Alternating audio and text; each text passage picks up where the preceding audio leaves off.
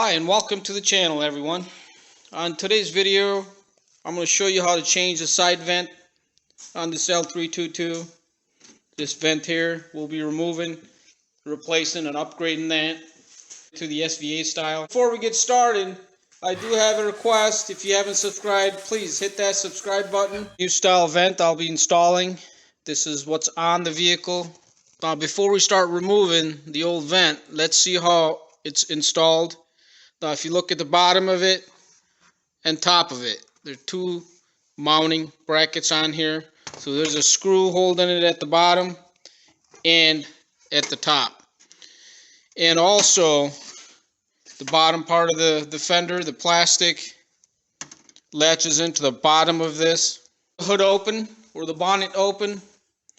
If you look at the top of the vent here, that'll expose a 10mm screw or a bolt. We'll go ahead and remove that. There's also one at the bottom, a little bit harder to get to. Let's get this removed first. Top bolt removed here. You can see how it loosens the vent. Now we need to remove it from the bottom. This piece will also have to come out. Not completely. We just got to have it, the back side of it out. This clips into the body of the truck. And this piece also clips into the vent at the bottom here. There's two prongs here that go right into the vent. If you open up the door and look inside, at the bottom of the door, you can see this white clip here. That's the clip holding that bottom piece in. You could try to push it with a screwdriver if that helps. Lubricating it with something does help. It's just a push pin in the hole. You can try to pull it from here to release that push pin. Again, it's just plastic push pin. Once you pull on it, it will release. Sometimes they do tend to break.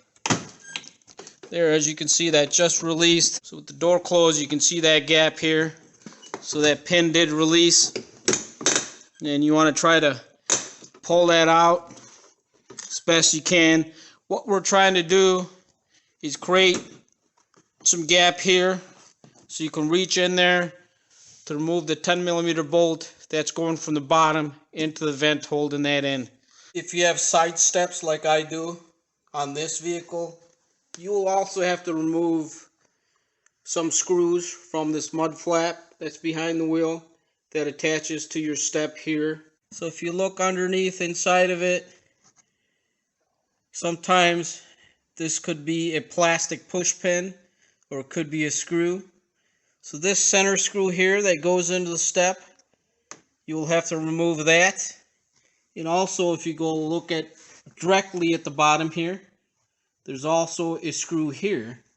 Or again, sometimes they're just plastic push pins like this. In my case, that's what was here.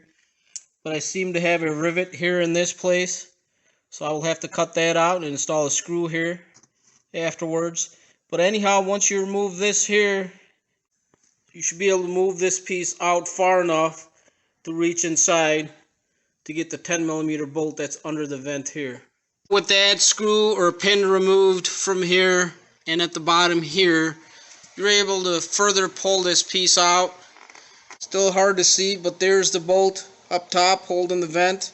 Remember, this piece also latches in to the vent, so you have to separate that by pushing the vent in like so, and separating these prongs from these holes in the vent.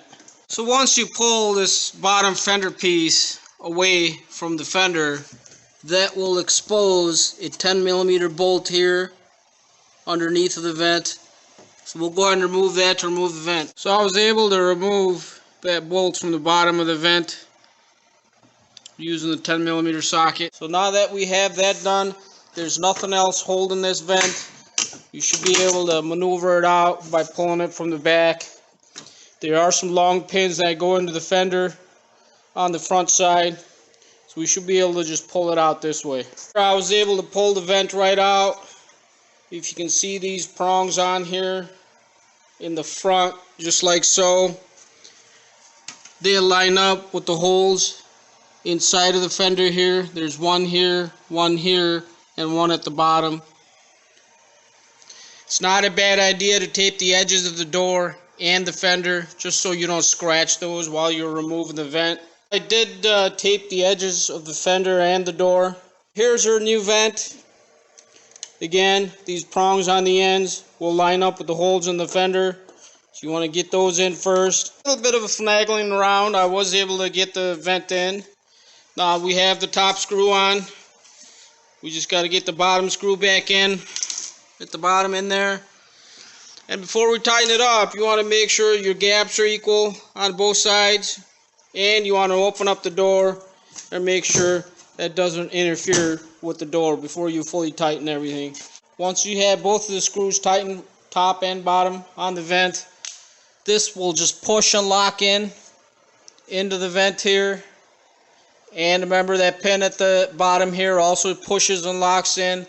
Once you have it locked in place, you can go ahead and put your screws or plastic pins in the mud flap here. Now all we have to do is repeat the same process on the other side, and then we'll take a final look. I was able to complete the installation on the passenger side using the same procedure. I think they look great. When I first changed the grill, I didn't really care for it, but it has grown on me. It does update the truck quite a bit. So now I do like them. I think that's a great, easy upgrade. I will leave a link to these parts. I think it's worth it to change the grill and the matching vents at the same time. Again, I will put those in the description for you if you like to do that to your truck. Thank you for watching.